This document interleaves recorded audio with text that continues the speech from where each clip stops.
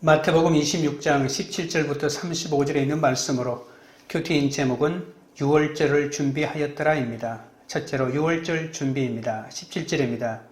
무교절의 첫날에 제자들이 예수께 나와서 이르되 유월절 음식 잡수실 것을 우리가 어디서 준비하기를 원하시나이까?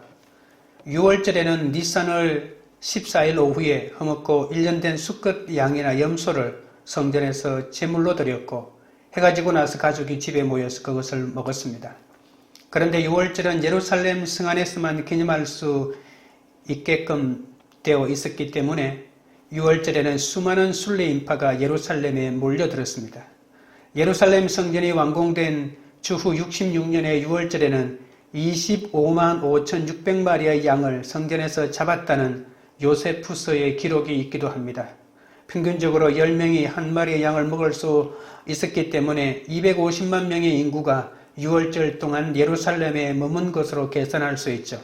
유월절이 중요한 것은 애굽의 10가지 재앙에서 구원되었기 때문입니다. 죽음의 사자가 애굽의 장자는 치고 이스라엘은 그냥 지나갔기 때문입니다. 구원은 한 번 기념하고 끝나는 것이 아니라 다른 이의 구원을 위해 헌신하는 데까지 나아가야 하죠. 이스라엘이 유월절을 기념하는 것처럼 우리도 구원받았으면 그것을 기념하고 나누어서 다른 사람도 구원해야 합니다. 왜냐하면 유월절을 준비한다는 것은 하나님이 그분의 백성을 구원하시겠다는 것에 대한 확신을 가지는 것이기 때문이죠. 예배와 소그룹 모임과 큐티를 통한 말씀 묵상으로 날마다 구원을 기념하면서 구원 때문에 결혼하고 구원 때문에 공부하고 구원 때문에 직장에 가야 하는 거죠. 그것을 반복하지 않으면 구원의 감격을 금방 잊어버립니다. 3년 동안 예수님을 따라다닌 제자들은 마지막까지 예수님께 드릴 음식도 모실 것도 구하지 못했습니다. 마리아가 향유 붓는다고 분을 낸 사람들이 예수님이 잡수시고 모실 곳을 마련했겠습니까? 그런데도 제자들은 예수님께 물어보고 시킨 대로 하고자 합니다. 택한 자의 특징은 비록 내가 해야 할 준비를 하지 못했어도 제자들처럼 주님을 떠나지 않고 곁에서 여쭙고 시킨 대로 하고자 하는 태도가 중요한 것이죠. 18절 19절입니다.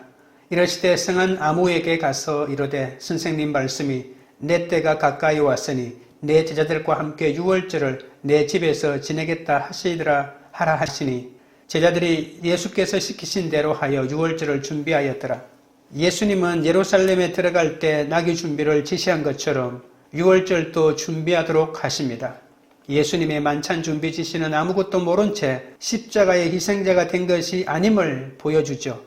예수님은 죽음을 향해 가는 순간에도 모든 책임을 다하고 계십니다. 유월절 만찬은 성 안에서는 아무개가 준비한다고 예수님이 말씀하십니다.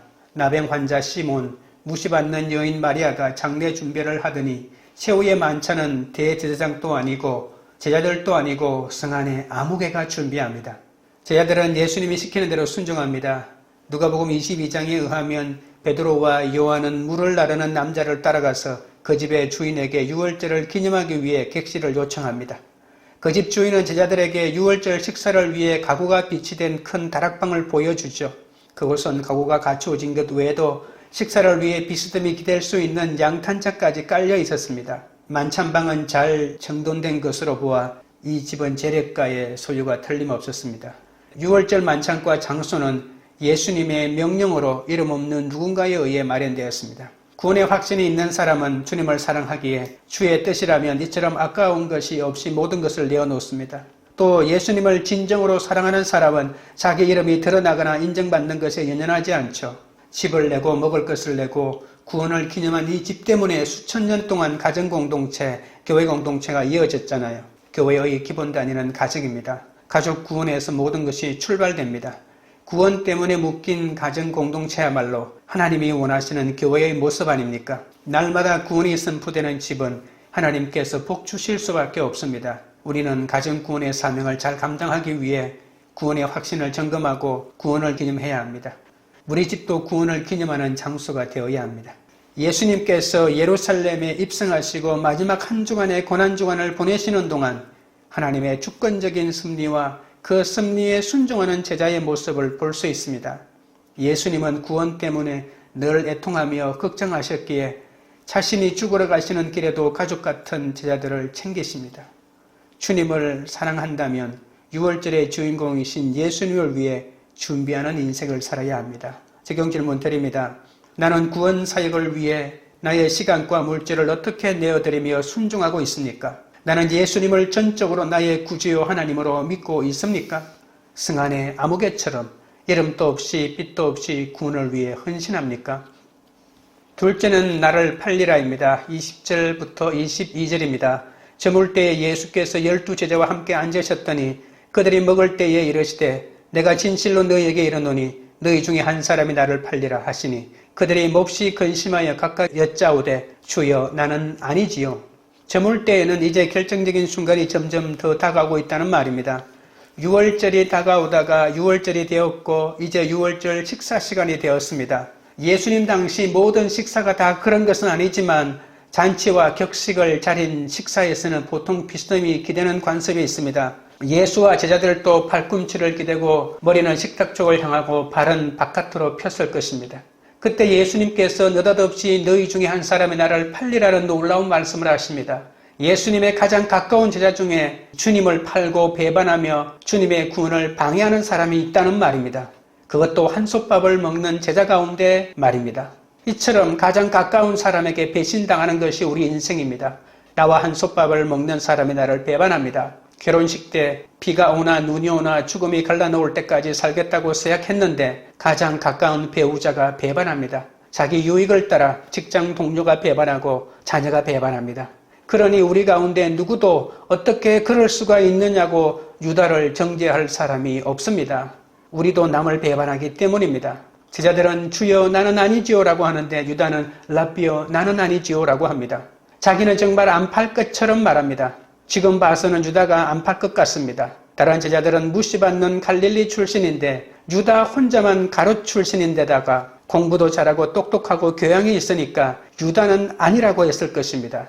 베드로는 무식하게 나서고 야고보는 한 자리 달라고 어머니까지 동원하는데 유다는 한 번도 그런 적도 없지 않습니까? 그렇게 안 팔 것처럼 한 유다가 배신을 한 것이기 때문에 너희 중에 파는 자가 있어도 놀라지 말라는 말씀을 미리 예수님이 말씀하신 겁니다. 나를 너무 사랑하고 절대 배반 안 할 것 같은 사람이 배반을 해도 놀라지 말아야 합니다. 미리 성경을 읽어둔 사람은 누가 나를 팔고 배반해도 놀라지 않습니다. 성경은 장차받을 환난을 미리 알려주어 훗날에 놀라지 말라고 말씀해 주시는 겁니다. 23절부터 25절입니다. 대답하여 이르시되 나와 함께 그릇에 손을 넣는 그가 나를 팔리라. 인자는 자기에 대하여 기록된 대로 가거니와 인자를 파는 그 사람에게는 화가 있으리로다. 그 사람은 차라리 태어나지 아니하였더라면 제게 좋을 뻔하였느니라. 예수를 파는 유다가 대답하여 이르되 라비여 나는 아니지요. 대답하시되 내가 말하였도다 하시니라. 함께 그릇에 손을 넣는 것은 절대 배반하지 않겠다는 표현입니다.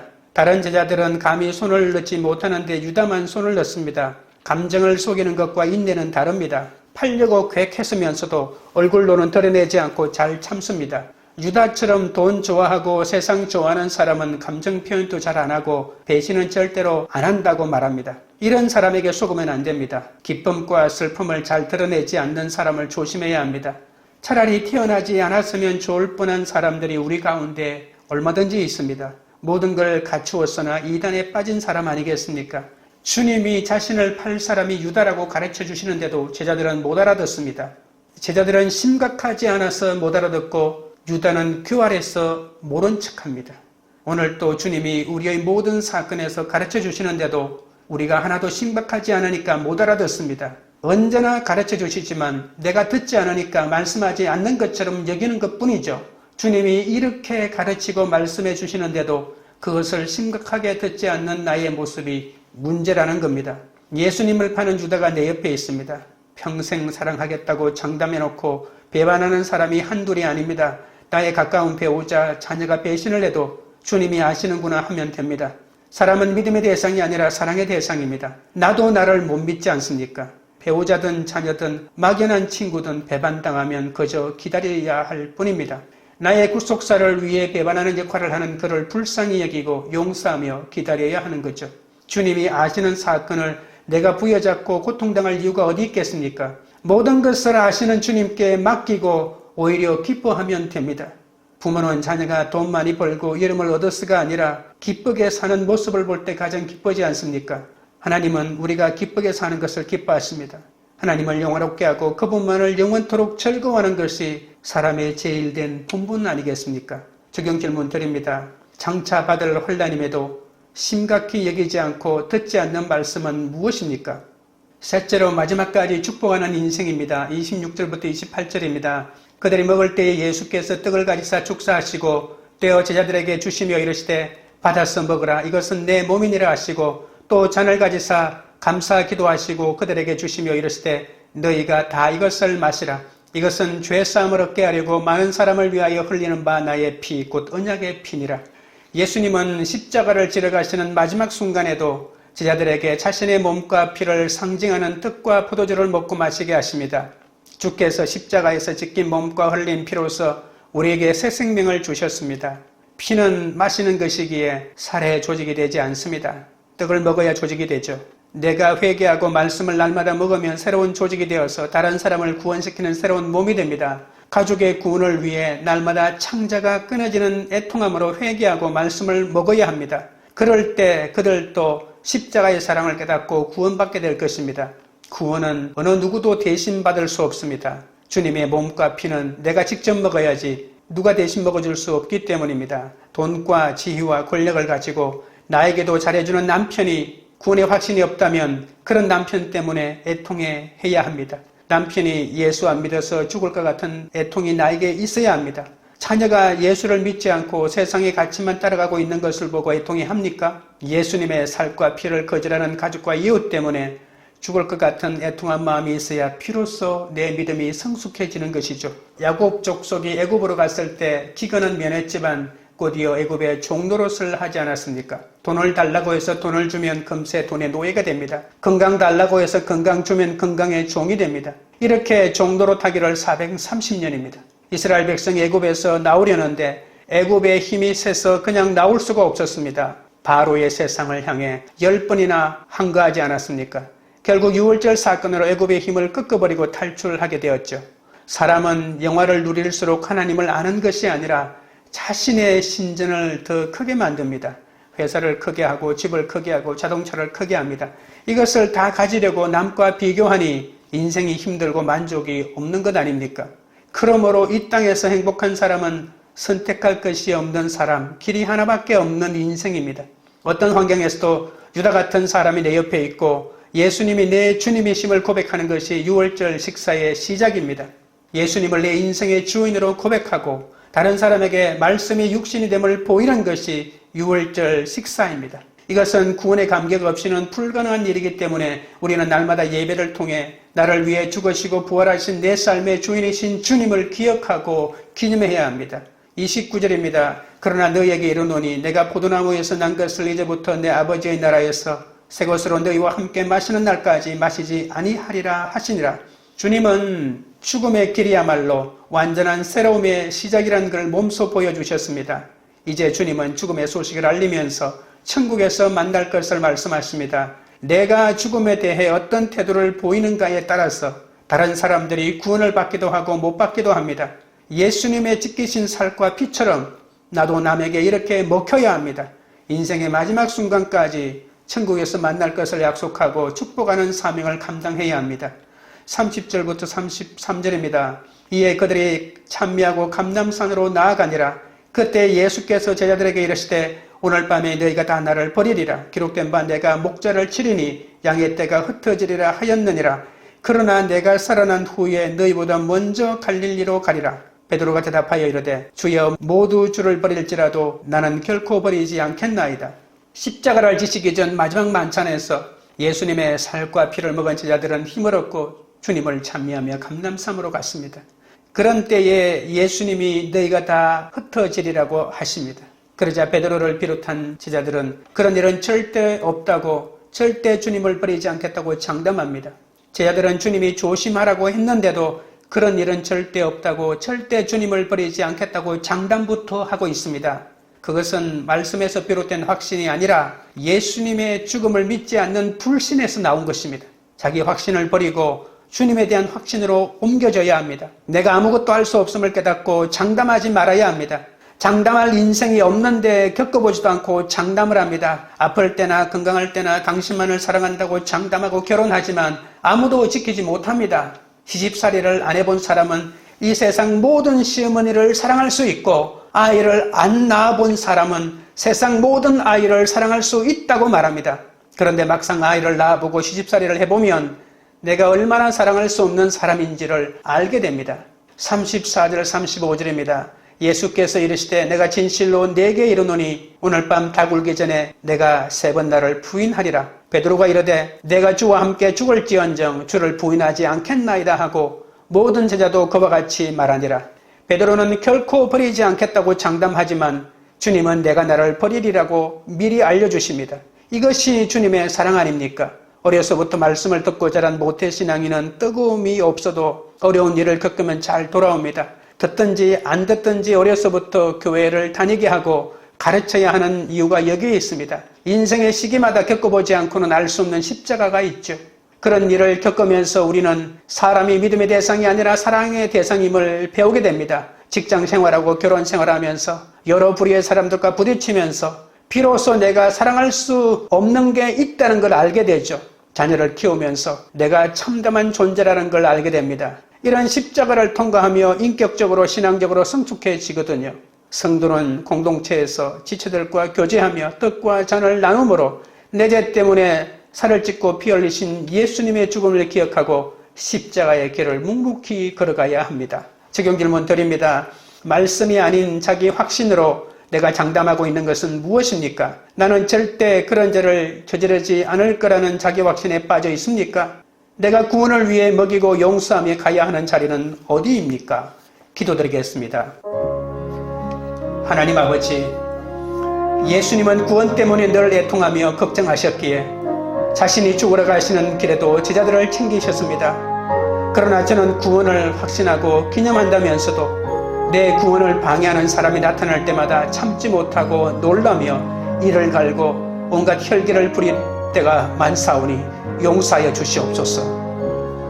예수님의 가장 가까운 제자 중에 주님을 팔고 배반하며 주님의 구원을 방해하는 사람이 있었습니다. 가장 가까운 사람에게 배신당하는 것이 인생인 것을 알고 지체에게 배신당했다고 억울해하지 말고 내가 먼저 주님을 수없이 배신한 자임을 인정하게 하옵소서. 나를 배반한 유다를 사랑하고 용서하는 모습을 보일 때 우리 집에 마침내 구원이 이루어진다고 하셨습니다. 아직도 예수를 믿지 못하는 우리 식구들 때문에 애통이 절로 나옵니다. 나는 도저히 사랑할 수 없으니 주님께서 배신한 사람을 용서하고 품어주며 그와 함께 식사하고 기도마저 해줄 수 있도록 주여 인도하여 주시옵소서. 가진 것도 없고 말씀에 대한 깊은 영적 통찰도 없으면서 무조건 목회를 잘할 수 있다고 장담할 때가 많았사오니 불쌍히 여겨 주옵소서. 하나님이 자기 확신을 버리라고 하시는데도 한 치 앞도 장담할 수 없는 인생만 붙잡고 있었사오니 불쌍히 여겨 주옵소서. 내 힘으로는 십자가를 질 수 없기에 미리 알려주시는 주님의 사랑을 알고 자기 확신이 주님의 확신으로 옮겨가게 하여 주시옵소서. 관계 우리들 교회가 성안의 아무개처럼 이름도 없이 빛도 없이 구원을 위해 헌신하는 공동체가 되게 하옵소서. 말씀이 아닌 자기 확신으로 내가 장담하고 있는 것은 모두 내려놓게 하옵소서. 세상의 가치관에 속아 모든 것을 사랑할 수 있다고 장담하지 않고 말씀으로 내 죄를 보며 환난당하고 빚지고 원통한 자들을 살리고 구원을 위해 먹이고 용서하며 가는 그런 교회가 되도록 역사하여 주시옵소서. 예수 그리스도 이름으로 기도드리옵나이다. 아멘.